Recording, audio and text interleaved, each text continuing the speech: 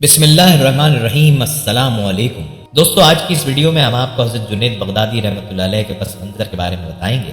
حضرت جنید بغدادی اپنے وقت کے شاہی پہلوان تھے۔ آپ کا خاندانی نام جنید، والد محترم کا نام محمد اور دادا کا نام بھی جنید تھا۔ دادا کے نام پر آپ کا نام رکھا گیا۔ ابو القاسم آپ کی کنیت تھی۔ جنید بغدادی کی ولادت تیسری صدی ہجری کے اوائل میں عراق کے عروس البلاد شہر بغداد میں ہوئی۔ ارباب سیر و تاریخ نے آپ کی سال ولادت کے بارے میں اختلاف کیا ہے۔ بعض مورخین نے لکھا ہے کہ آپ کی ولادت سن 210 ہجری تا 220 ہجری کے درمیان ہوئی۔ جیسا کہ امام ذہبی کہتے ہیں، آپ صوفیہ کرام کے شیخ ہیں۔ آپ کی پیدائش 220 ہجری کے کچھ ہی دیر بعد ہوئی۔ بعض تذکرہ نگاروں نے 215 ہجری سال ولادت قرار دیا ہے۔ آپ کے آباء و اجداد کا تعلق نہاوند سے تھا۔ سید المشائخ استاذ الصوفیہ حضرت جنید بغدادی رحمۃ اللہ علیہ کی ولادت بغداد، عراق میں ہوئی۔ آپ ولی کامل اور صاحب طریقت بزرگ تھے۔ آپ ماہر شریعت اور منبع فیوز و برکات تھے۔ آپ کے خطابات و القابات میں لسان القوم بھی ملتا ہے۔ حضرت جنید بغدادی نامور صوفی بزرگ حضرت سری سختی رحمۃ اللہ علیہ کے بھانجے اور مرید تھے۔ بیت خلافت اپنے ماموں شیخ سری سختی سے حاصل فرمائی۔ حضرت جنید بغدادی کے والد آئینہ سازی اور شیشہ گری کے آلات کی تجارت کیا کرتے تھے۔ آپ کا نام جنید بن محمد بن جنید ہے۔ ابو القاسم آپ کی کنیت ہے اور پارچہ فروشی کے باعث آپ کا لقب خزاز تھا۔ آپ کے والد شیشے کا کاروبار کرتے تھے، اس نسبت سے آپ کو قواریری بھی کہا جاتا ہے۔ آپ کا آبائی علاقہ نہاوند ہے، لیکن آپ کی پیدائش و پرورش بغداد میں ہوئی۔ آپ بغداد میں پیدا ہوئے اور یہیں عمر بھر قیام کیا، اسی وجہ سے بغدادی کہلائے۔ حضرت مخدوم علی حجویری نے آپ کا اسم گرامی ان الفاظ میں تحریر کیا ہے: شیخ المشائخ، اہل طریقت، امام الائمہ ابو القاسم جنید بن محمد بن جنید بغدادی۔ آپ کی کنیت ابو القاسم، خطابات و القابات میں لسان القوم، طاؤس العلماء، سلطان المحققین، عمدۃ المشائخ، ماہر شریعت، چشمہ انوار الہی اور منبع فیوز علامت ناہی، سید الطائفہ اور امام الائمہ تھے۔ آپ تیسری صدی ہجری میں اس وقت پیدا ہوئے جب اسلامی علوم نقطہ عروج پر تھے اور مامون الرشید کے مشاغل دینی کی بدولت بغداد میں بڑے بڑے باکمال علماء و فضلہ جمع تھے۔ تعلیم و تربیت آپ کے ماموں شیخ سری سختی نے کی۔ شیخ سری سختی چاہتے تھے کہ آپ فقر و سلوک کی منازل طے کرنے کے ساتھ ایک زبردست طالب دین اور فقیہ بھی بنے۔ چنانچہ 20 سال کی عمر میں حضرت جنید بغدادی ایک اچھے فقیہ بنے اور فتوے بھی لکھنے لگے۔ علوم دین میں تکمیل پانے کے بعد آپ نے زہد و عبادت میں رغبت حاصل کی۔ اس کے ساتھ دنیا کے کاروبار میں مصروف رہے۔ شیشے کا کاروبار آپ نے ورثے میں پایا تھا، یہی کاروبار شروع کیا۔ آپ ریاضت و مجاہدے کرتے اور دنیا کے کاموں میں بھی مصروف رہتے۔ ان تمام حدود شریعت کو سامنے رکھ کر فرمایا کرتے کہ تصوف قرآن و سنت کا ترجمان ہے۔ جو شخص قرآن و حدیث و سنت سے واقف نہیں وہ پیروی کے لائق نہیں۔ ایک وقت آیا کہ شیخ سری سختی نے اپنی آرزو کو پورا کرتے ہوئے اپنی آنکھوں سے دیکھ لیا۔ اللہ تعالیٰ نے حضرت جنید بغدادی کو روحانیت کے اتنے بڑے مرتبے پر پہنچا دیا کہ سری سختی جیسے کامل ترین بزرگ آپ سے رائے اور صلاح مشورہ لینے لگے۔ خطیب بغدادی کہتے ہیں انہوں نے بغداد میں رہتے ہوئے سماع حدیث کیا، علماء کرام سے ملاقاتیں کی، ابو ثور سے فقہ پڑھی، متعدد نیک لوگوں کی صحبت اختیار کی جن میں حارث محاسبی اور سری سختی شامل ہیں۔ اس کے بعد عبادت گزاری میں مشغول ہو گئے اور اسی کو اپنا مشغلہ بنا لیا۔ بہت شہرت پائی، یہاں تک کہ علم الاحوال اور بعض کے لیے اپنے وقت کے یگانہ روزگار شیخ بنے۔ آپ کے واقعات بہت مشہور ہیں۔ تیسری صدی ہجری جو تصوف کی تدوین کی صدی ہے، اس پوری صدی کو حضرت جنید بغدادی کی صدی قرار دیا جائے تو مبالغہ نہ ہوگا۔ تیسری صدی ہجری میں علماء و فقہ، خطبہ و شعراء، صوفیہ و عرفہ، اولیاء کا مرجع حضرت جنید بغدادی کی ذات گرامی ہی تھی۔ آپ کے حیات اس پوری صدی پر محیط اور ذات بابرکت اہل صدی پر حاوی ہے۔ اس صدی کے اوائل میں ولادت باسعادت اور اواخر میں وصال باکمال ہوا۔ ایک حدیث شریف کا مفہوم ہے کہ اللہ پاک جس بندے کو جس کام کے لیے پیدا فرماتا ہے وہ کام اس کے لیے آسان فرما دیتا ہے۔ اللہ تعالیٰ کو حضرت جنید بغدادی سے تدوین تصوف کی عظیم خدمت لینا تھی، اس لیے انہیں ایسے خاندان اور گھرانے میں پیدا فرمایا جس کے افراد تقوی و طہارت، علم و عمل کے زیور سے خوب آراستہ تھے۔ حضرت جنید فرماتے ہیں کہ میں نے شیخ سری سختی کی ہدایت کے مطابق سب سے پہلے حدیث اور فقہ کا علم حضرت سفیان ثوری سے حاصل کیا۔ 8 سال آپ کی خدمت میں رہے، پھر تصوف کی تعلیم حاصل کرنے کے لیے شیخ ابو عبداللہ بن حارث محاسبی کی خدمت میں حاضری دی اور 3 سال تک آپ کی صحبت سے فیضیاب ہونے کے بعد اپنے حقیقی مرشد کی بارگاہ میں حاضر ہوئے۔ حضرت سری سختی کے دست پر باقاعدہ بیت شیخ فرید الدین عطار آپ کے مجاہدات بیان کرتے ہوئے لکھتے ہیں کہ حضرت جنید بغدادی اہل تصوف کے پیشوا تھے۔ وہ آپ کو سید الطائفہ گروہ صوفیہ کے سردار کہتے ہیں اور طاؤس العلماء اور سلطان المحققین لکھتے تھے۔ آپ شریعت اور حقیقت کی انتہا پر تھے، زہد و عشق میں بے نظیر تھے اور طریقت میں مجتہد کا درجہ رکھتے تھے۔ حضرت علی حجویری نے کشف المحجوب میں آپ کو طریقت میں شیخ المشائخ اور شریعت میں امام الائمہ لکھا ہے۔ حضرت جنید بغدادی کی ذات بابرکت علماء و فقہا، شعراء و ادباء، صوفیاء و اولیاء کے درمیان آفتاب روشن کی طرح ہے، جس کی روشنی سے ہر ایک مستفید ہوتا ہے۔ حضرت جنید بغدادی کے لیے ایک بڑا خراج عقیدت تو یہ ہے کہ تصوف کے تمام سلاسل نے بالاتفاق انہیں اپنا پیشوا تسلیم کیا۔ ہر عہد کے صوفیہ اپنا انتساب انہی کی طرف کرتے رہے ہیں۔ شاہ ولی اللہ محدث دہلوی نے لکھا ہے کہ تصوف کے سلاسل اپنے ادوار میں باہم مختلف ہیں، لیکن اپنے نصب میں سب حضرت جنید پر متفق ہیں۔ تصوف کے سلاسل حضرت جنید کے واسطے ہی سے اوپر پہنچتے ہیں۔ حضرت سید علی حجویری داتا گنج بخش نے جن 10 سلسلوں کو حق پر قائم قرار دیا ہے، ان میں سے ایک سلسلہ جنیدیہ ہے، جس کے مؤسس حضرت جنید ہی ہیں، اور باقی 9 سلسلوں میں سے 5 ایسے ہیں جن کے بانیوں کا حضرت جنید سے گہرا قریبی اور روحانی تعلق ہے۔ آپ اہل ظواہر اور ارباب قلب میں مقبول تھے۔ علوم کے تمام فنون میں کامل اور اصول و فروغ، معاملات و عبادات میں مفتی اعظم اور امام اصحاب سوری تھے۔ تمام اہل طریقت آپ کی امامت پر متفق ہیں، اور کسی مدعی علم تصوف کو آپ پر اعتراض و اعراض نہیں ہے۔ آپ حضرت سری سختی، حضرت حارث محاذبی اور حضرت محمد قصاب کی صحبت سے فیضیاب ہوئے، یعنی ان بزرگ ہستیوں کے شاگردوں میں سے تھے۔ حضرت ابو العباس عطا فرماتے ہیں، حضرت جنید بغدادی علم میں معرفت میں ہمارے امام مرجع اور پیشوا ہیں۔ اکابرین صوفیہ حضرت خراز، حضرت شیخ ردین، حضرت شیخ نوری اور حضرت شیخ شبلی سب آپ کی طرف نسبت رکھتے تھے۔ دوستو، آئیے آپ کو بتاتے ہیں کہ حضرت جنید کو مقام ولایت کیسے ملا۔ اہل بیت کی تعظیم واجب ہے۔ کسی زمانے میں بغداد میں جنید نامی ایک پہلوان رہا کرتا تھا۔ پورے بغداد میں اسے پہلوان کے مقابلے کا کوئی نہ تھا۔ بڑے سے بڑا پہلوان بھی اس کے سامنے زیر تھا، کیا مجال کہ کوئی اس کے سامنے نظر میں لا سکے۔ یہی وجہ تھی کہ شاہی دربار میں اس کو بڑی عزت کی نگاہ سے دیکھا جاتا تھا، اور بادشاہ کی نظر میں اس کا خاص مقام تھا۔ ایک دن جنید پہلوان بادشاہ کے دربار میں اراکین سلطنت کے ہمراہ بیٹھا ہوا تھا کہ شاہی محل کے صدر دروازے پر کسی نے دستک دی۔ خادم نے آ کر بادشاہ کو بتایا کہ ایک کمزور اور ناتواں شخص دروازے پر کھڑا ہے، جس کا بوسیدہ لباس ہے۔ کمزوری کا یہ عالم ہے کہ زمین پر کھڑا ہونا مشکل ہو رہا ہے۔ اس نے پیغام بھیجا کہ جنید کو میرا پیغام پہنچا دو کہ وہ کشتی میں میرا چیلنج قبول کرے۔ بادشاہ نے حکم جاری کیا کہ اسے دربار میں پیش کرو۔ اجنبی ڈگمگاتے پیروں سے دربار میں حاضر ہوا۔ وزیر نے اجنبی سے پوچھا، تم کیا چاہتے ہو؟ اجنبی نے جواب دیا، میں جنید پہلوان سے کشتی لڑنا چاہتا ہوں۔ وزیر نے کہا، چھوٹا منہ بڑی بات نہ کر، کیا تمہیں معلوم نہیں کہ جنید کا نام سن کر بڑے بڑے پہلوانوں کو پسینہ آ جاتا ہے؟ پورے شہر میں اس کے مقابلے کا کوئی نہیں، اور تم جیسے کمزور شخص کا جنید سے کشتی لڑنا تمہاری ہلاکت کا سبب بھی ہو سکتا ہے۔ اجنبی نے کہا کہ جنید پہلوان کی شہرت ہی مجھے کھینچ کر لائی ہے، اور میں آپ پر یہ ثابت کر کے دکھاؤں گا کہ جنید کو شکست دینا ممکن ہے۔ میں اپنا انجام جانتا ہوں، آپ اس بحث میں نہ پڑیں، بلکہ میرے چیلنج کو قبول کیا جائے۔ یہ تو آنے والا وقت بتائے گا کہ شکست کس کا مقدر ہوتی ہے۔ جنید پہلوان بڑی حیرت سے آنے والے اجنبی کی باتیں سن رہا تھا۔ بادشاہ نے کہا، اگر سمجھانے کے باوجود یہ بضد ہے تو اپنے انجام کا یہ خود ذمہ دار ہے، لہٰذا اس کا چیلنج قبول کر لیا جائے۔ بادشاہ کا حکم ہوا، اور کچھ ہی دیر کے بعد تاریخ اور جگہ کا اعلان کر دیا گیا، اور پورے بغداد میں اس چیلنج کا تہلکہ مچ گیا۔ ہر شخص کی خواہش تھی کہ اس مقابلے کو دیکھے۔ تاریخ جوں قریب آتی گئی، لوگوں کا اشتیاق بڑھتا گیا۔ ان کا اشتیاق اس وجہ سے تھا کہ آج تک انہوں نے تنکے اور پہاڑ کا مقابلہ نہیں دیکھا تھا۔ دور دراز ملکوں سے بھی سیاح یہ مقابلہ دیکھنے کے لیے آنے لگے۔ جنید کے لیے یہ مقابلہ بہت پراسرار تھا، اور اس پر ایک انجانی سی ہیبت طاری ہونے لگی۔ انسانوں کا ٹھاٹے مارتا سمندر شہر بغداد میں امڑ آیا۔ جنید پہلوان کی ملکی شہرت کسی تعارف کی محتاج نہ تھی۔ اپنے وقت کا مانا ہوا پہلوان آج ایک کمزور اور ناتواں انسان سے مقابلے کے لیے میدان میں اتر رہا تھا۔ اکھاڑے کے اطراف لاتعداد انسانوں کا ہجوم اس مقابلے کو دیکھنے آیا ہوا تھا۔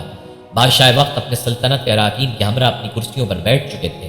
جنید پہلوان بھی بادشاہ کے ہمراہ آ گیا تھا۔ سب لوگوں کی نگاہیں اس پراسرار شخص پر لگی ہوئی تھیں جس نے جنید جیسے نامور پہلوان کو چیلنج دے کر پوری سلطنت میں تہلکہ مچا دیا تھا۔ مجمع کو یقین نہیں آ رہا تھا کہ اجنبی مقابلے کے لیے آئے گا، پھر بھی لوگ شدت سے اس کا انتظار کرنے لگے۔ جنید پہلوان میدان میں اتر چکا تھا۔ اس کے حامی لمحہ بلمحہ نعرے لگا کر حوصلہ بلند کر رہے تھے کہ اچانک وہ اجنبی لوگوں کی صفوں کو چیرتا ہوا اکھاڑے میں پہنچ گیا۔ ہر شخص اس کمزور اور ناتواں شخص کو دیکھ کر محو حیرت ہو گیا کہ جو شخص جنید کی ایک پھونک سے اڑ جائے اس سے مقابلہ کرنا دانش مندی نہیں۔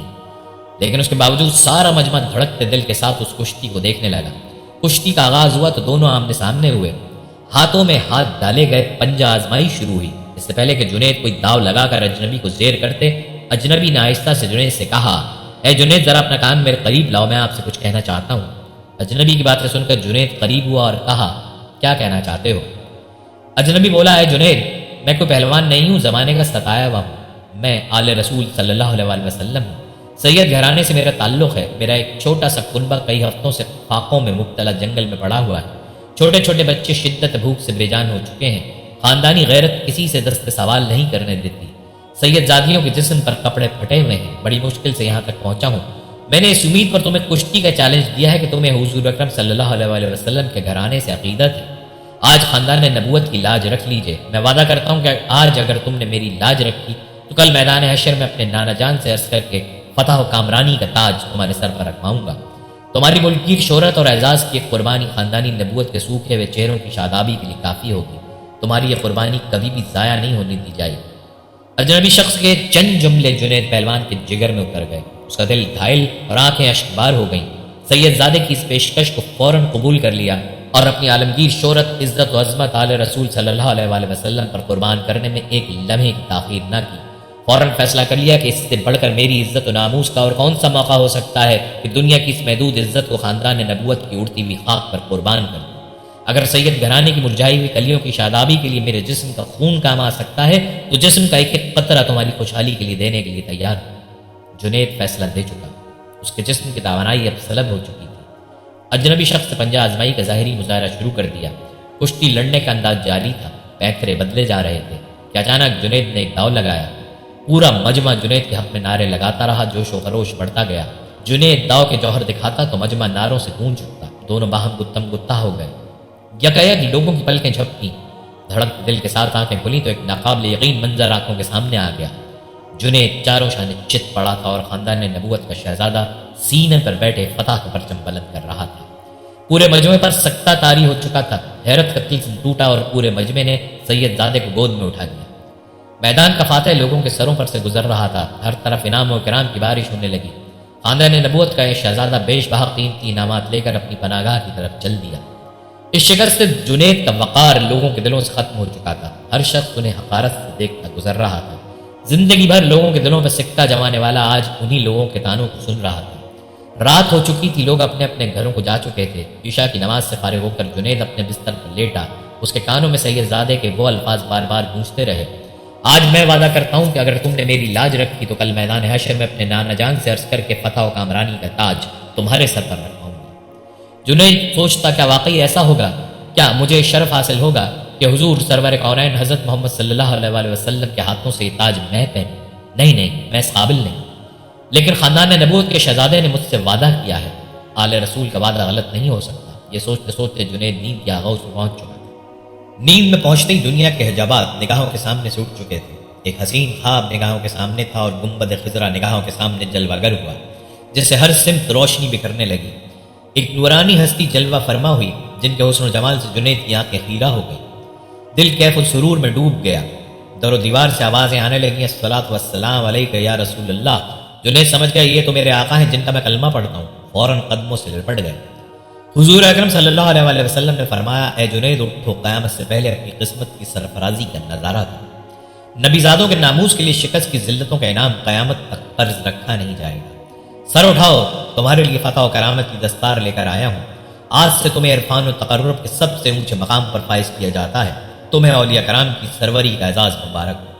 ان کلمات کے بعد حضور سرور کونین حضرت محمد صلی اللہ علیہ وآلہ وسلم نے جنید پہلوان کو سینے سے لگایا اور اس موقع پر حضور صلی اللہ علیہ وآلہ وسلم نے حالت خواب میں جنید کو کیا کچھ عطا کیا اس کا اندازہ لگانا بہت مشکل ہے، اتنا اندازہ ضرور لگایا جا سکتا ہے کہ جب جنید نیند سے بیدار ہوئے تو ساری کائنات چمکتے ہوئے آئینے کی طرح ان کی نگاہوں میں آ گئی تھی، ہر ایک کے دل جنید کے قدموں پر نثار ہو چکے تھے، بادشاہ وقت نے اپنا قیمتی تاج سر سے اتار کر ان کے قدموں میں رکھ دیا۔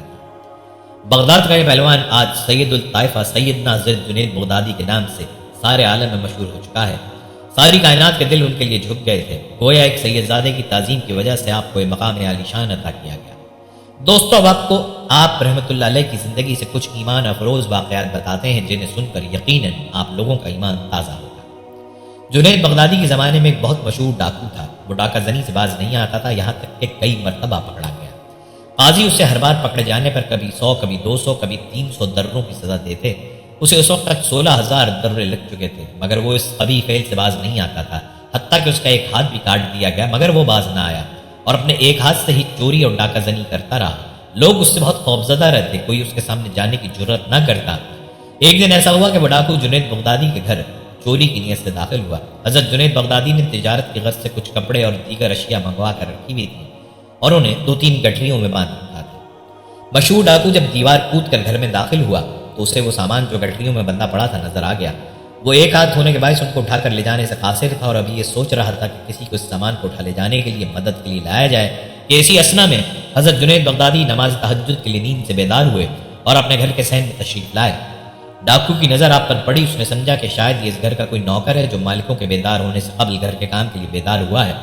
اس نے حضرت جنید بغدادی کو نہایت سخت آواز میں اپنے پاس بلایا، ادھر آؤ اور ایک گٹھری اٹھا کر میرے سر پر رکھو۔ حضرت جنید بغدادی اس کی جانب بڑھے اور گٹھری اٹھا کر اس کے سر پر رکھی۔ اس نے جب دیکھا کہ گھر کا ایک نوکر اس کے روب میں آ چکا ہے اور اس کے احکامات کی جوں کی توں تعمیل کر رہا ہے، تو اس نے بجائے اپنے سر پر گٹھریاں اٹھوانے کے حضرت جنید بغدادی کے سر پر گٹھری اٹھوانے کا ارادہ کیا اور انہیں اسی سخت لہجے میں حکم دیا کہ میرے سر پر یہ گٹھری نہ رکھو بلکہ اپنے سر پر رکھو۔ حضرت جنید بغدادی آمادہ ہو گئے۔ اس نے اپنے ایک ہاتھ سے گٹھری آپ کے سر پر رکھنے میں مدد کی۔ جب آپ نے گٹھری سر پر اٹھا لی تو اس نے حکم دیا کہ جلدی کرو اور میرے ساتھ چلو، فجر ہونے والی اور سورج کی روشنی ہو جائے گی، اس سے پہلے پہلے تم نے یہ گٹھری میری مطلوبہ جگہ تک چھوڑ کر آنی ہے اور اگر تم نے دیر کی تو میں ڈنڈے سے تمہاری مرمت کروں گا۔ حضرت جنید بغدادی اپنا مال اپنے سر پر رکھ کر اس کے گھر کی جانب چل پڑے۔ حضرت جنید بغدادی راستے میں تھک گئے، وزن زیادہ ہونے کے باعث آپ کا سانس بھی پھول چکا تھا۔ آپ کی رفتار آہستہ ہو جاتی جس پر وہ بدنام زمانہ ڈاکو آپ کو ڈنڈے سے مارنے لگ جاتا، یہاں تک کہ حضرت جنید بغدادی وہ گٹھری سر پر اٹھائے اس کے گھر تک پہنچا دیتے ہیں اور گھر واپس آ جاتے ہیں۔ بدنام زمانہ ڈاکو نے ایک دن گزارا، وہ رات کو نہایت اطمینان سے سویا اور اگلی صبح اٹھا۔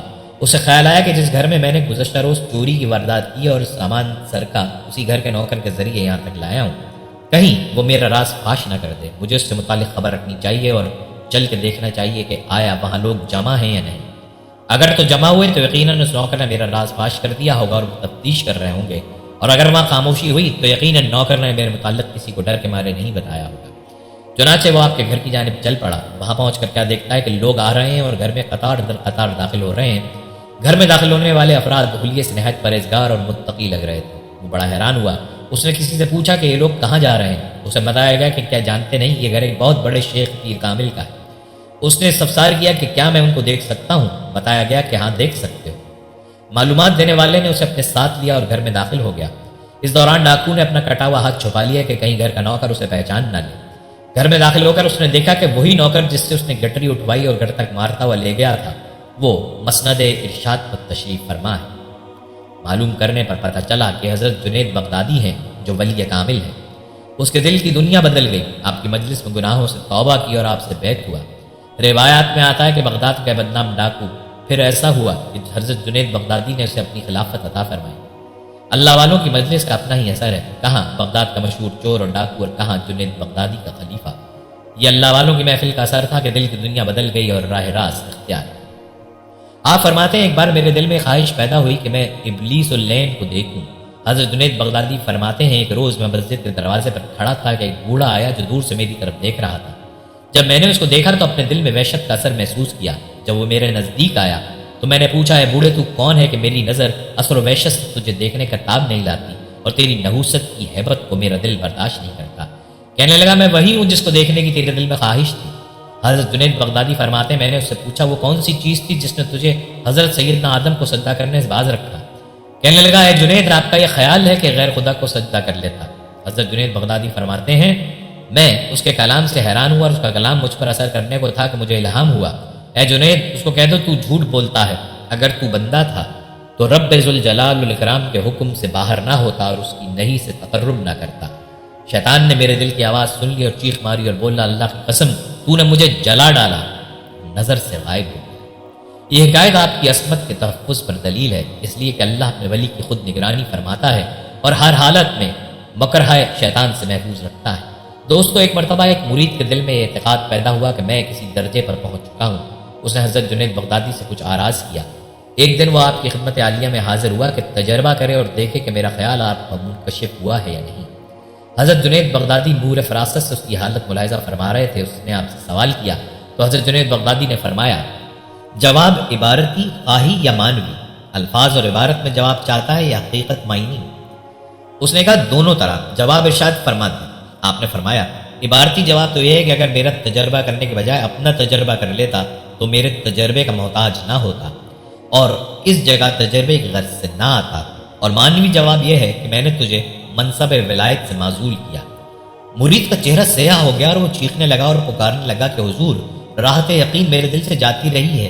توبہ کرنے لگا اور پہلی بکواس سے ہاتھ اٹھایا۔ اس وقت حضرت جنید بغدادی نے فرمایا تو نہیں جانتا کہ اللہ کے ولی والیان اسرار ہوتے ہیں، تجھ میں ان کی ایک ضرب برداشت کرنے کی طاقت نہیں۔ پھر ایک پھونک اس پر ماری، وہ پھر اپنے پہلے درجے پر مطمئن ہوا۔ اس دن سے خاصان بارگاہ کے معاملات میں دخل دینے سے بھی توبہ کی اور پختہ عہد کیا۔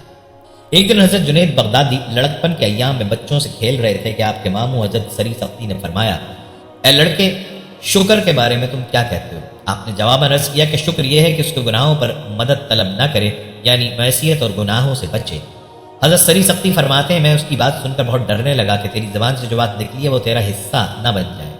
حضرت جنید بغدادی فرماتے ہیں میں ہمیشہ اس بات سے لرزاں ترساں رہتا تھا کہ کہیں مجھ سے معصیت سرزد نہ ہو جائے۔ ایک دن میں حضرت سری سختی کی خدمت پاک میں حاضر ہوا اور جو کچھ ان کے لیے ضروری چیزیں ہو سکتی تھیں وہ لے گیا۔ حضرت سری سختی نے مجھے فرمایا اے جنید، تیرے لیے خوشخبری ہے کہ میں نے حق تعالیٰ سے دعا کی تھی کہ میرے جنید کو کسی طرح فلاح یاب اور توفیق یافتہ کی معرفت میرے پاس پہنچا دے، اور تم آ گئے۔ ایک دن حضرت جنید بغدادی واز فرما رہے تھے کہ ایک کافر جو مسلمانوں جیسا لباس پہنے ہوا تھا مجلس میں آیا اور ایک کنارے پہ کھڑا ہو گیا۔ بلند آواز سے کہنے لگا اے شیخ، رسول کریم صلی اللہ علیہ وسلم کے اس ارشاد مبارک کا کیا معنی ہے کہ مومن کی فراست اور دانائی سے ڈرو کہ بے شک وہ اللہ کے نور سے دیکھتا ہے؟ حضرت جنید بغدادی فرماتے ہیں کہ اس کا یہ سوال سن کر میں نے کچھ دیر کے لیے سر جھکایا۔ بعد ازاں میں نے سر اٹھا کر اس سے کہا اے نوجوان، اسلام قبول کر لے، تیرے اسلام لانے کا وقت آ چکا ہے۔ حضرت امام شافعی فرماتے ہیں کہ لوگ یہ خیال کرتے ہیں کہ اس واقعے سے حضرت جنید بغدادی کی ایک کرامت کا اظہار ہے، اور میں کہتا ہوں اس میں دو کرامتیں ہیں۔ ایک تو اس نوجوان کے کفر پر اطلاع پانا، دوسرے اس بات سے آگاہ ہو جانا کہ وہ اسی وقت اسلام قبول کر لے گا۔ حضرت سری سختی کے زمانہ حیات میں پیر بھائیوں نے حضرت جنید بغدادی سے کہا کہ ہمیں واز فرمائے تاکہ ہمارے دل راحت و سکون پائیں۔ آپ نے صاف انکار کر دیا اور فرمایا جب تک میرے شیخ حضرت سری سختی جلوہ آرا مسند ظاہر ہے میں کوئی بات کہنے کا مجاز نہیں۔ ایک رات سو رہے تھے کہ نبی کریم صلی اللہ علیہ وسلم کا دیدار پاک نصیب ہوا۔ دیکھا کہ رسول کریم فرما رہے ہیں جنید، لوگوں کو واز کیا کرو، اس لیے کہ تیرے بیان سے مخلوق کے دلوں کو راحت حاصل ہوگی اور تیرے بیان سے خداوند تعالیٰ ایک عالم کی نجات فرمائے گا۔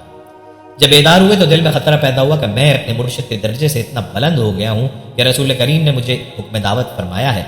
جب صبح ہوئی تو حضرت سری سختی نے ایک مرید کو بھیجا کہ جب حضرت جنید بغدادی نماز سے سلام پھیریں تو ان سے کہنا کہ مریدوں کی درخواست تم نے رد کر دی اور انہیں کچھ نہ سنایا۔ مشائخ بغداد نے سفارش کی، اسے بھی تم نے رد کر دیا۔ میں نے پیغام بھیجا، پھر آمادہ آواز نہ ہوئے۔ اب جب کہ رسول کریم صلی اللہ علیہ وسلم کا حکم مبارک تمہیں ملا ہے، لہٰذا اس حکم کی تعمیل کرو۔ حضرت جنید بغدادی نے حکم سنتے ہی جواب میں عرض کیا حضور، میرے ذہن میں افضلیت کا خیال سمایا تھا، وہ جاتا رہا ہے اور میں نے اچھی طرح سمجھ لیا ہے کہ حضرت سری سختی میرے مرشد کامل میرے تمام حالات ظاہر و باطن سے مشرف ہیں، اور آپ کا درجہ ہر حال میں میرے درجے سے بلند ہے، اور آپ یقیناً میرے اسرار سے مطلع ہیں، اور میں آپ کے منصب جلیل کی بلندی سے محض بے خبر ہوں اور اپنی اس غلطی سے استغفار کرتا ہوں جو میں نے اس خواب سے پہلے اپنے متعلق سوچا تھا۔ فرماتے ہیں میں حضرت سری سختی کی بارگاہ عالیہ میں حاضر ہوا اور آپ سے عرض کیا آپ کیسے جانتے ہیں کہ میں نے رسول کریم کا خواب میں دیدار پاک کیا؟ تو فرمایا میں نے خواب میں رب کا دیدار پاک کیا ہے۔ رب نے مجھے فرمایا کہ میں نے پیارے رسول کریم سے فرمایا کہ جنید کو فرمائے واز کیا کرے تاکہ اہل بغداد کو فائدہ ہو اور ان کی مراد برائے۔ اس حکایت سے یہ بات واضح ہوتی ہے کہ پیران کامل ہر صورت میں مرید کے حالات پر واقف ہوتے ہیں، بچپن ہی سے آپ کو بلند مدارج حاصل ہوتے رہے۔ ایک مرتبہ مکتب سے واپسی پر دیکھا کہ آپ کے والد گرامی برسر راہ رو رہے ہیں۔ آپ نے وجہ پوچھی تو فرمایا کہ میرے رونے کا سبب یہ ہے کہ آج میں نے تمہارے ماموں کو زکوٰۃ میں سے کچھ درہم بھیجے تھے، لیکن انہوں نے لینے سے انکار کر دیا، اور آج مجھے احساس ہو رہا ہے کہ میں نے اپنی زندگی ایسے مال کے حصول میں صرف کر دی جس کو خدا کے دوست بھی پسند نہیں کرتے۔ چنانچہ حضرت جنید بغدادی نے اپنے والد گرامی سے وہ درہم لے کر اپنے ماموں کے یہاں پہنچ کر آواز دی، اور جب اندر سے پوچھا گیا کہ کون ہے تو آپ نے عرض کیا کہ جنید آپ کے لیے زکوٰۃ کی رقم لے کر آیا ہے، لیکن انہوں نے پھر انکار کر دیا، جس پر حضرت جنید بغدادی نے کہا کہ قسم ہے اس ذات کی جس نے آپ کے اوپر فضل اور میرے والد گرامی کے ساتھ عدل کیا اب آپ کو اختیار ہے کہ رقم لیں یا نہ لیں، کیونکہ میرے والد گرامی کے لیے جو حکم تھا کہ حقدار کو زکوٰۃ پیش کرو وہ انہوں نے پورا کر دیا۔ یہ بات سن کر حضرت سری سختی نے دروازہ کھول کر فرمایا کہ رقم سے پہلے میں تجھے قبول کرتا ہوں۔ چنانچہ اسی دن سے آپ ان کی خدمت میں رہنے لگے اور 7 سال کی عمر میں انہی کے ہمراہ مکہ معظمہ پہنچے۔ وہاں 4 صوفیہ کرام میں شکر کے مسئلے پر بحث چھڑی ہوئی تھی، اور جب سب شکر کی تعریف بیان کر چکے تو آپ کے ماموں نے آپ کو شکر کی تعریف بیان کرنے کا حکم دیا۔ چنانچہ آپ نے کچھ دیر سر جھکائے رکھنے کے بعد فرمایا کہ شکر کی تعریف یہ ہے کہ جب اللہ تبارک و تعالیٰ نعمت عطا فرمائے تو اس نعمت کی وجہ سے منعم حقیقی کی نافرمانی کبھی نہ کرے۔ یہ سن کر سب لوگوں نے کہا کہ واقعی شکر اس کا نام ہے۔ پھر آپ نے بغداد شریف واپس آ کر آئینہ سازی کی دکان قائم کر لی اور ایک پردہ ڈال کر 400 رکعت نماز یومیہ اسی دکان میں ادا کرتے رہے، اور کچھ عرصے کے بعد دکان کو خیر بات کہہ کر حضرت سری سختی کے مکان کے ایک حجرے میں گوشہ نشین ہو گئے، اور 30 سال تک عشاء کے وضو سے فجر کی نماز ادا کرتے رہے اور رات بھر عبادت میں مشغول رہتے تھے۔ آپ فرمایا کرتے تھے کہ تمام مدارج صرف آقاکشی، خواہشات ترک کر دینا اور شب بیداری سے حاصل ہوئے ہیں۔ فرمایا کہ صوفی وہ ہے جو اللہ اور رسول اللہ صلی اللہ علیہ وآلہ وسلم کی اس طرح اطاعت کرے کہ اس کے ایک ہاتھ میں قرآن مجید اور دوسرے میں حدیث پاک۔ ایک مرتبہ آپ آشوب چشم میں مبتلا ہوئے تو ایک آتش پرست طبیب نے آنکھوں پر پانی نہ لگانے کی ہدایت کی، لیکن آپ نے فرمایا کہ وضو کرنا تو میرے لیے ضروری ہے، اور طبیب کے جانے کے بعد وضو کر کے نماز عشاء ادا فرما کر سو گئے، اور صبح کو بیدار ہوئے تو درد چشم ختم ہو چکا تھا، اور یہ ندائی کہ چونکہ تم نے ہماری عبادت کی وجہ سے آنکھوں کی پرواہ نہیں کی، اسی لیے ہم نے تمہاری تکلیف کو ختم کر دیا۔ اور طبیب نے جب سوال کیا کہ ایک ہی شب میں آپ کی آنکھیں کس طرح اچھی ہو گئیں، تو فرمایا وضو کرنے سے۔ یہ سن کر اس نے کہا کہ در حقیقت میں مریض تھا اور آپ طبیب، یہ کہہ کر مسلمان ہو گیا۔ کسی نے آپ سے عرض کیا کہ موجودہ دور میں دینی بھائیوں کی قلت ہے۔ آپ نے فرمایا کہ اگر تمہارے خیال میں دینی بھائی صرف وہ ہیں جو تمہاری مشکلات کو حل کر سکیں تب تو یقیناً وہ نایاب ہیں، اور اگر تم حقیقی دینی بھائیوں کا فقدان تصور کرتے ہو تو تم صحیح نہیں کہہ رہے، اس لیے کہ برادر دینی کا حقیقی مفہوم یہ ہے کہ جن کی دشواریوں کا حل تمہارے پاس اور ان کے تمام امور میں تمہاری اعانت شامل ہو، اور ایسے برادر دینی کا فقدان نہیں ہے۔ کسی نے 500 دینار آپ کی خدمت میں پیش کیے تو پوچھا کہ تمہارے پاس اور رقم بھی ہے؟ اس نے جب اس بات میں جواب دیا تو پوچھا کہ مزید مال کی حاجت ہے؟ اس نے کہا کہ ہاں۔ آپ نے فرمایا اپنے 500 دینار واپس لے جا، کیونکہ تو اس کے لیے مجھ سے زیادہ حاجت مند ہے اور میرے پاس کچھ بھی نہیں، لیکن مجھے حاجت نہیں اور تیرے پاس مزید رقم موجود ہے، پھر بھی تو محتاج ہے۔ آپ فرمایا کرتے تھے کہ اخلاص کی تعلیم میں نے حجام سے حاصل کی ہے، اور واقعہ اس طرح پیش آیا کہ مکہ معظمہ میں قیام کے دوران ایک حجام کسی دولت مند کی حجامت بنا رہا تھا، تو میں نے اس سے کہا کہ اللہ کے لیے میری حجامت بنا دے۔ اس نے فوراً اس دولت مند کی حجامت چھوڑ کر میرے بال کاٹنے شروع کر دیے، اور حجامت بنانے کے بعد ایک کاغذ کی پڑیا میرے ہاتھ میں دے دی جس میں کچھ ریزگاری لپٹی ہوئی تھی، اور مجھ سے کہا کہ آپ اس کو اپنے خرچ میں لائیں۔ وہ پڑیا لے کر میں نے نیت کر لی کہ اب پہلے مجھے جو کچھ دستیاب ہوگا وہ میں حجام کی نظر کروں گا۔ چنانچہ کچھ عرصے کے بعد ایک شخص نے بصرے میں اشرفیوں سے لبریز تھیلی مجھ کو پیش کی۔ وہ لے کر جب حجام کے پاس پہنچا تو اس نے کہا کہ میں نے تو تمہاری خدمت صرف اللہ کے لیے کی تھی اور تم مجھے تھیلی پیش کرنے آئے ہو، کیا تمہیں اس کا علم نہیں کہ اللہ کے واسطے کام کرنے والا کسی سے کوئی معاوضہ نہیں لیتا؟ کسی عورت نے اپنے گمشدہ لڑکے کے مل جانے کی دعا کے لیے آپ سے عرض کیا تو فرمایا کہ صبر سے کام لو۔ یہ سن کر وہ چلی گئی اور کچھ روز صبر کرنے کے بعد پھر خدمت میں حاضر ہوئی، لیکن پھر آپ نے صبر کی تلقین فرمائی۔ وہ عورت واپس ہو گئی اور جب طاقت صبر بالکل نہ رہی تو پھر حاضر ہو کر عرض کیا کہ اب تاب صبر بھی نہیں ہے۔ آپ نے فرمایا کہ اگر تیرا قول صحیح ہے تو جا، تیرا بیٹا تجھے مل گیا۔ چنانچہ جب وہ گھر پہنچی تو بیٹا موجود تھا۔ کسی مرید کے قلب میں وسوسہ شیطانی پیدا ہو گیا کہ اب میں کامل بزرگ ہو گیا ہوں اور مجھے صحبت مرشد کی حاجت نہیں، اور اس خیال کے تحت جب وہ گوشہ نشین ہو گیا تو رات کو خوابوں میں دیکھا کرتا کہ ملائکہ اونٹ پر سوار کر کے جنت میں سیر کرانے لے جاتے ہیں، اور جب یہ بات شہرت کو پہنچ گئی تو ایک دن آپ بھی اس کے پاس پہنچ گئے اور فرمایا کہ آج رات کو جب تم جنت میں پہنچو تو لا حول ولا قوت الا باللہ العلی العظیم پڑھنا۔ چنانچہ اس نے جب آپ کے حکم کی تعمیل کی تو دیکھا کہ شیاطین تو فرار ہو گئے اور ان کی جگہ مردوں کی ہڈیاں پڑی ہیں۔ یہ دیکھ کر وہ تائب ہو گیا اور آپ کی صحبت اختیار کر کے یہ طے کر لیا کہ مرید کے لیے گوشہ نشینی سم قاتل ہے۔ ایک مرید سے معدب ہونے کی وجہ سے آپ کو بہت انس تھا، جس کی وجہ سے دوسرے مریدین کو رشک پیدا ہو گیا۔ چنانچہ آپ نے ہر مرید کو ایک مرغ اور ایک چاقو دیکھ کر یہ حکم فرمایا کہ ایسی جگہ جا کر ذبح کرو کہ کوئی دیکھ نہ سکے۔ کچھ وقفے کے بعد تمام مریدین تو ذبح شدہ مرغ لے کر حاضر ہو گئے، لیکن وہ مرید زندہ مرغ لیے ہوئے آیا اور عرض کیا کہ مجھے کوئی ایسی جگہ نہیں ملی جہاں اللہ موجود نہیں تھا۔ یہ کیفیت دیکھ کر تمام مریدین اپنے رقص سے تائب ہو گئے۔ فرمایا کہ خطرے کی 4 قسمیں ہیں۔ اول خطرہ حق جس سے معرفت حاصل ہوتی ہے، دوم خطرہ ملائکہ جس سے عبادت کی رغبت پیدا ہوتی ہے، سوم خطرہ نفس جس سے دنیا میں مبتلا ہو جاتا ہے، اور چہارم خطرہ ابلیس جس سے بغض و عناد جنم لیتے ہیں۔ فرمایا کہ 4000 خدا و رسیدہ بزرگوں کا یہ قول ہے کہ عبادت الہی اس طرح کرنی چاہیے کہ اللہ کے سوا کسی کا خیال تک نہ آئے۔ فرمایا کہ تصوف کا ماخذ اصطفا ہے، اس لیے برگزیدہ ہستیوں ہوئی کو صوفی کہا جاتا ہے، اور صوفی وہ ہے جو حضرت ابراہیم سے خلیل ہونے کا درس لے، حضرت اسماعیل سے تسلیم کا درس لے، حضرت داؤد سے غم کا درس لے، حضرت ایوب سے صبر کا درس لے، حضرت موسیٰ سے شوق کا درس لے، اور حضور اکرم صلی اللہ علیہ وآلہ وسلم سے اخلاص کا درس حاصل کرے۔ فرمایا کہ اللہ کے علاوہ ہر شے کو چھوڑ کر خود کو فنا کر لینے کا نام تصوف ہے، اور آپ کے ایک ارادت مند قول یہ ہے کہ صوفی اس کو کہتے ہیں جو اپنے تمام اوصاف کو ختم کر کے اللہ کو پا لے۔ فرمایا کہ عارف سے تمام ایجابات ختم کر دیے جاتے ہیں، اور عارف رموز خداوندی سے آگاہ ہوتا ہے۔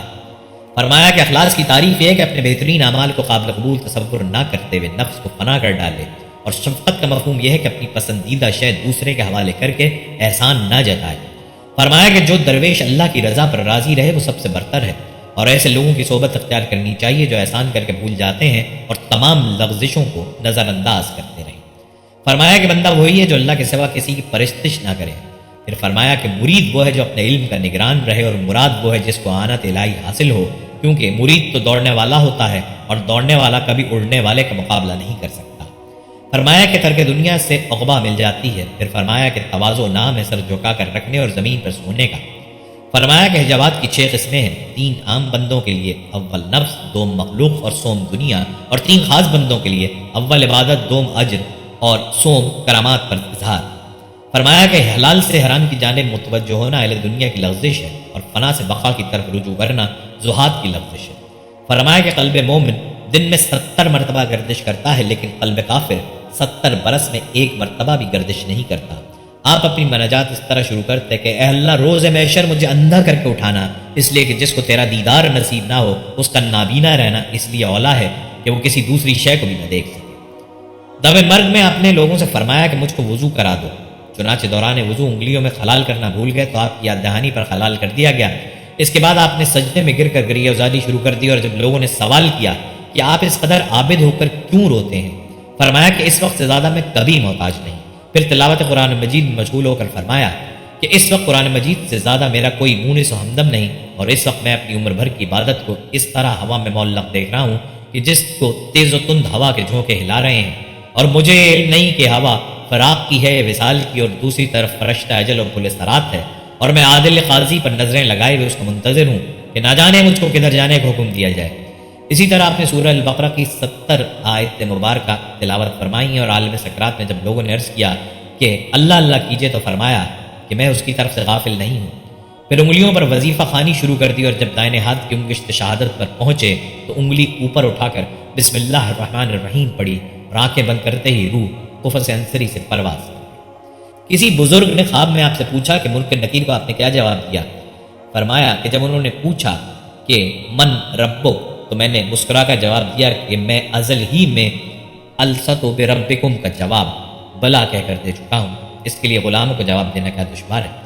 چنانچہ نکیرین جواب سن کر یہ کہتے ہوئے چلتی ہے کہ ابھی تک اس پر خمار محبت کا اثر موجود ہے۔ کسی بزرگ نے خواب میں آپ سے پوچھا کہ اللہ تبارک و تعالیٰ نے کیسا معاملہ کیا؟ فرمایا کہ محض اپنے کرم سے بخش دیا، اور ان 2 رکعت نماز کے علاوہ جو میں رات کو پڑھا کرتا تھا اور کوئی عبادت کام نہ آ سکی۔ آپ کے مزار مبارک پر حضرت شیخ شبلی سے کوئی مسئلہ دریافت کیا گیا تو فرمایا کہ خدا رسیدہ لوگوں کی حیات و ممات دونوں مساوی ہوتی ہیں، اس لیے اس مزار پر کسی مسئلے کا جواب دینے میں ندامت محسوس کرتا ہوں، کیونکہ مرنے کے بعد بھی آپ سے اتنی حیا رکھتا ہوں جتنی حیات میں تھی۔ حضرت جنید بغدادی ایک مرتبہ محفل میں بیٹھے ہوئے تھے تو کسی مرید نے دریافت کیا کہ انسان خود میں کیا اوصاف پیدا کرے کہ اسے اللہ کی بارگاہ میں قرب حاصل ہو جائے۔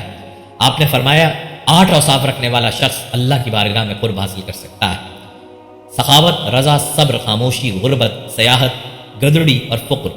یہ 8 اوصاف 8 برگزیدہ انبیاء میں سے ہیں۔ سخاوت حضرت ابراہیم سے کہ آپ نے فرزند حضرت اسماعیل کو اللہ کی راہ میں قربان کرنے کے لیے پیش کیا۔ صبر حضرت ایوب کی طرف سے کہ آپ نے انتہائی مصائب پر صبر فرمایا اور اللہ کی جانب سے آزمائش پر ثابت قدم رہے۔ خاموشی حضرت ذکریا سے کہ آپ نے 3 دن تک لوگوں سے اشارے سے کلام کیا اور اپنے رب کو آہستہ پکارا۔ غربت حضرت یحییٰ سے کہ اپنے وطن میں مسافروں کی مانند رہے اور خاندان میں رہتے ہوئے اپنوں سے بیگانہ رہے۔ سیاحت حضرت عیسیٰ سے کہ آپ نے یکا و تنہا زندگی گزاری، سوائے ایک پیالے اور کنگھی کے اپنے پاس کچھ نہیں رکھا۔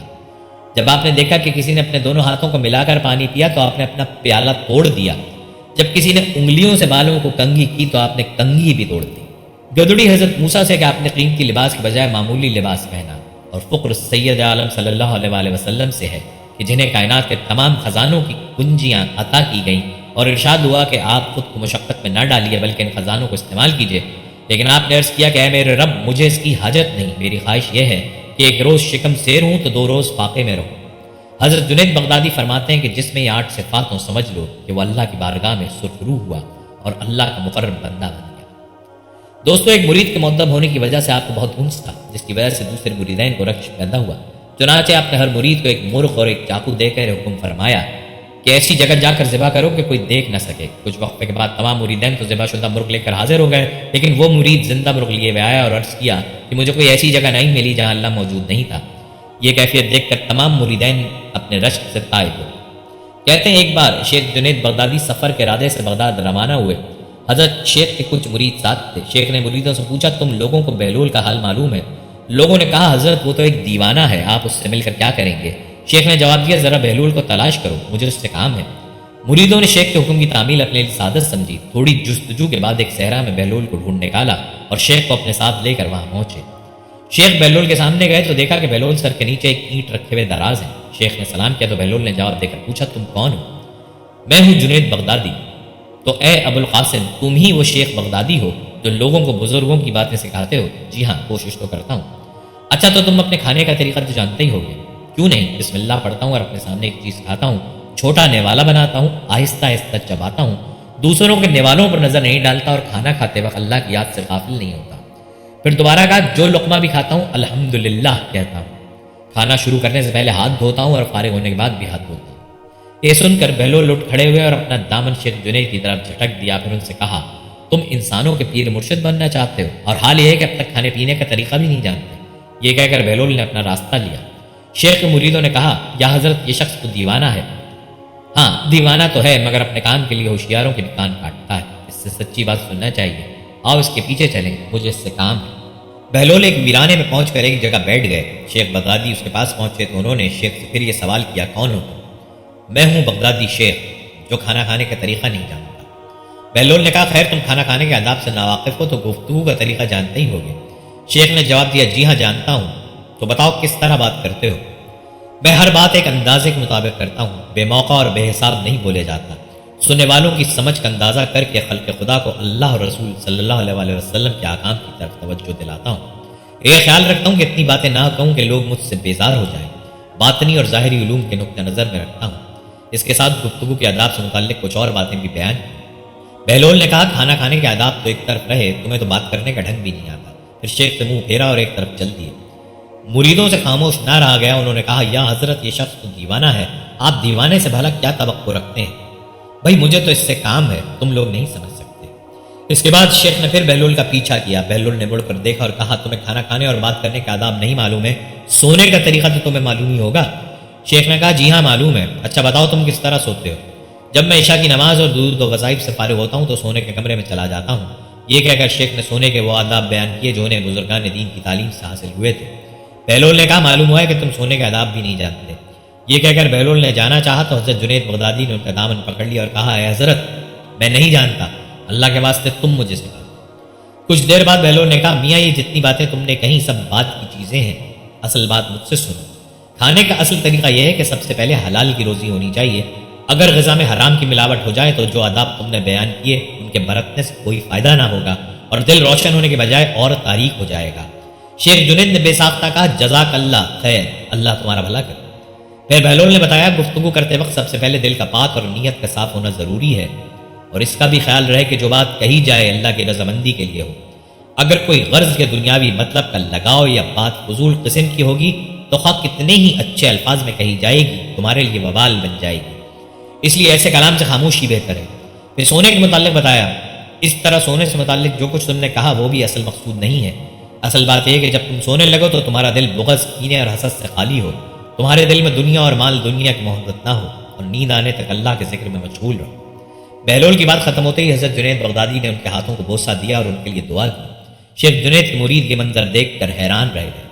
انہیں اپنی غلطی کا احساس ہوا اور یہ بات ان کی سمجھ میں آ گئی کہ ہر شخص کو چاہیے کہ وہ جو بات نہ جانتا ہو اسے سیکھنے میں ذرا بھی نہ شرمائے۔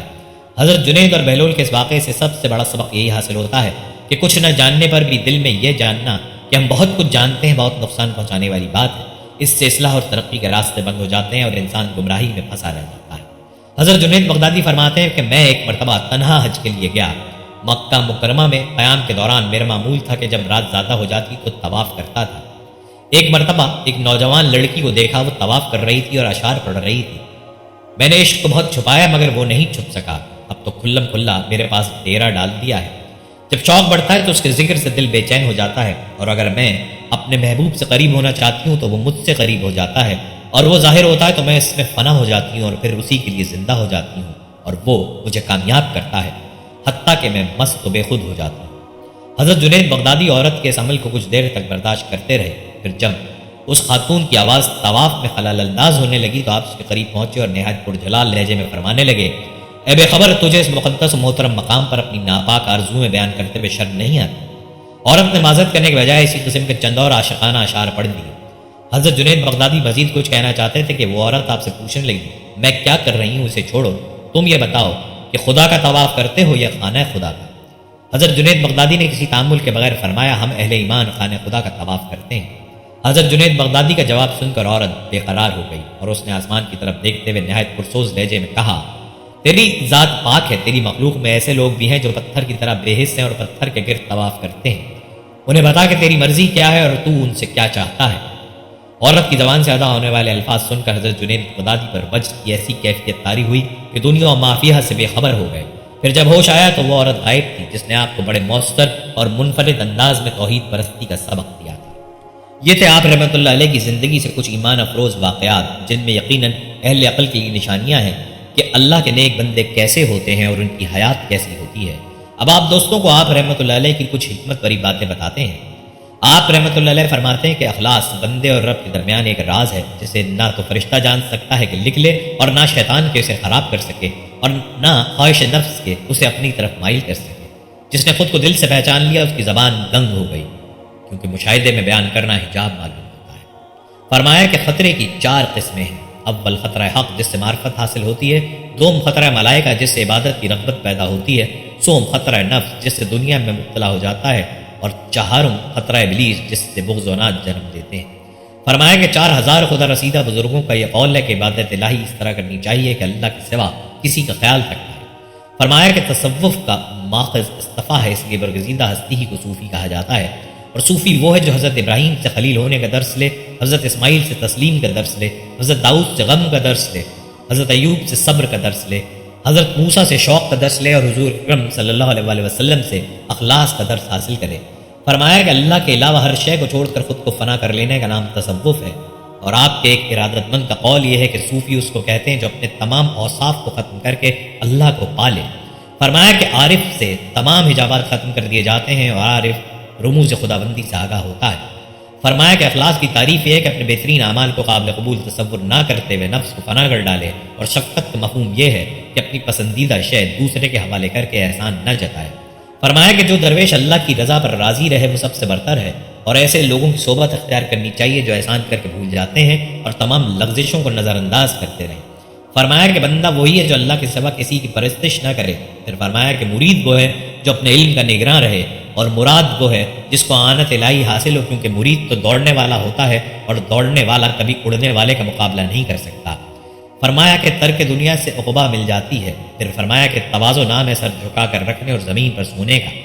فرمایا کہ حجابات کی 6 قسمیں ہیں، 3 عام بندوں کے لیے، اول نفس، دوم مخلوق اور سوم دنیا، اور 3 خاص بندوں کے لیے، اول عبادت، دوم اجر اور سوم کرامات پر اظہار۔ فرمایا کہ حلال سے حرام کی جانب متوجہ ہونا اہل دنیا کی لغزش ہے، اور فنا سے بقا کی طرف رجوع کرنا زہاد کی لغزش ہے۔ فرمایا کہ قلب مومن دن میں 70 مرتبہ گردش کرتا ہے، لیکن قلب کافر 70 برس میں 1 مرتبہ بھی گردش نہیں کرتا۔ آپ اپنی مناجات اس طرح شروع کرتے کہ اے اللہ روز محشر مجھے اندھا کر کے اٹھانا، اس لیے کہ جس کو تیرا دیدار نصیب نہ ہو اس کا نابینا رہنا اس کے لیے اولا ہے کہ وہ کسی دوسری شے کو بھی نہ دیکھ سکے۔ فرمایا صوفی زمین کی مانند ہے جسے نیک و بد ہر ایک رونتا ہے، اور وہ ابر کی مانند ہے کہ ہر ایک پر سایہ فگن ہوتا ہے، اور بارش کی طرح ہے کہ ہر ایک کو سیراب کرتا ہے۔ گوشہ نشینی کی تکلیف برداشت کر لینا لوگوں سے میل جول اور مدارت کرنے سے زیادہ آسان ہے۔ فرمایا حکمت کے علاوہ عقدوں میں سب سے پہلی چیز جس کی بندوں کو ضرورت ہے وہ یہ ہے کہ مصنوع اپنے صافے کو پہچانے۔ کسی سے نیکی کرتے وقت بدلے کی توقع مت رکھو، کیونکہ اچھائی کا بدلہ انسان نہیں خدا دیتا ہے۔ دوستو، حضرت ابو بکر واسطی رحمۃ اللہ علیہ جو بہت بڑے عالم تھے، وہ سید الطائفہ حضرت خواجہ جنید بغدادی رحمۃ اللہ علیہ کی شہرت سن کر ان کی خدمت میں حاضر ہوئے اور سال بھر تک خاموشی سے ان کی صحبت میں رہ کر ان کی مجلس کا رنگ ڈھنگ دیکھتے رہے۔ سال کے بعد دل برداشتہ ہو کر حضرت جنید بغدادی سے رخصت ہونے کی اجازت چاہی۔ حضرت جنید بغدادی رحمۃ اللہ علیہ نے ان کا ہاتھ پکڑ لیا اور فرمایا، میرے بھائی، تم اتنا عرصہ یہاں رہے، نہ اپنی کہی نہ ہماری سنی، اب یکایک چلنے کے لیے تیار ہو گئے، آخر بات کیا ہے؟ حضرت ابو بکر واسطی نے عرض کی، سچ پوچھیں تو میں بیعت کے ارادے سے حاضر ہوا تھا، سال بھر رہ کر دیکھتا رہا، مگر آپ سے کوئی کشف یا کرامات ظاہر نہیں ہوئی۔ وہی علماء کا اصل طور طریق ہے، نماز، روزہ، تہجد، شراب، چاش، درس و تدریس۔ جب آپ میں اور دوسرے علماء کے طریقوں میں کوئی فرق نہیں دیکھا تو رخصت کی اجازت چاہیے۔ حضرت جنید بغدادی رحمۃ اللہ علیہ نے ان کی بات سن کر فرمایا، یہ بتاؤ اس مدت میں تم نے مجھ سے کوئی کام خلاف شریعت اور خلاف سنت ہوتے دیکھا؟ حضرت ابو بکر واسطی نے عرض کی، خلافت شریعت مطلب کوئی بات نہیں دیکھی۔ حضرت جنید رحمۃ اللہ علیہ نے ان کا ہاتھ جھٹک کر فرمایا، جا، جنید کی یہی کرامت سمجھ لے جو اسے اللہ نے اپنے خاص لطف و عنایت سے عطا فرمائی ہے۔ یہ سن کر ابو بکر واسطی بے اختیار آپ کے قدموں میں گر پڑے اور آپ کی بیعت کی اور خاصان خدا میں شمار۔ حضرت بایزید بستامی رحمۃ اللہ علیہ فرماتے ہیں، اگر تم کسی شخص کی کھلی کھلی کرامات دیکھو، یہاں تک کہ ہوا میں اڑنے لگے، تو بھی اس سے ہرگز دھوکہ نہ کھاؤ اور اس کی بزرگی ولایت کے اس وقت تک معتقد نہ ہو جب تک یہ نہ دیکھ لو کہ امر و نہی، جائز و ناجائز، حفاظت حدود اور آداب شریعت کے معاملے میں اس کا کیا حال ہے۔ اللہ ہم سب کو گمراہی اور فریب کے ٹیڑے میڑے راستوں سے بچا کر صراط المستقیم یعنی شریعت محمدی صلی اللہ علیہ وآلہ وسلم پر چلنے کی توفیق عطا فرمائے اور ہمیں شیطان کے شر سے محفوظ رکھے، آمین۔ آپ کی زندگی کی طرح آپ کا وصال بھی بے مثال تھا۔ جس وقت ان کی موت کا وقت آیا تو قرآن مجید کی تلاوت کرنے لگے تو انہیں کسی نے کہا تھوڑا آرام کر لیتے، تو انہوں نے کہا اس وقت مجھ سے بڑھ کر کسی کو قرآن کی ضرورت نہیں ہے، یہ وہ لمحہ ہے جس لمحے میں میرا پورا صحیفہ بند کر دیا جائے گا۔ آپ کا وصال بکمال 27 رجب بروز جمعہ سن 297 ہجری 910 عیسوی میں ہوا۔ آپ کی نماز جنازہ آپ کے فرزند قاسم جنیدی نے پڑھائی۔ جنازے میں لاکھوں افراد نے شرکت کی۔ اہل علم نے جنید بغدادی کے بارے میں اچھے الفاظ کا استعمال کیا۔ حافظ ابو نعیم کہتے ہیں، جنید ان لوگوں میں شامل ہے جنہوں نے شرعی علم کو مضبوط بنایا۔ اللہ تعالیٰ کی آپ پر رحمت نازل۔ ہم امید کرتے ہیں کہ آپ کو ہماری آج کی ویڈیو ضرور پسند آئی ہوگی۔ اگر آپ کو ہماری آج کی یہ ویڈیو پسند آئی ہے تو آپ سے گزارش کرتے ہیں کہ آپ ہمارے چینل کو ضرور سبسکرائب کر لیں۔ سبسکرائب کے ساتھ ساتھ ہماری ویڈیو کو لائک بھی کریں اور اپنی قیمتی رائے کا اظہار کمنٹس میں ضرور کریں۔ اللہ تعالیٰ آپ کو اپنے حفظ و امان میں رکھے۔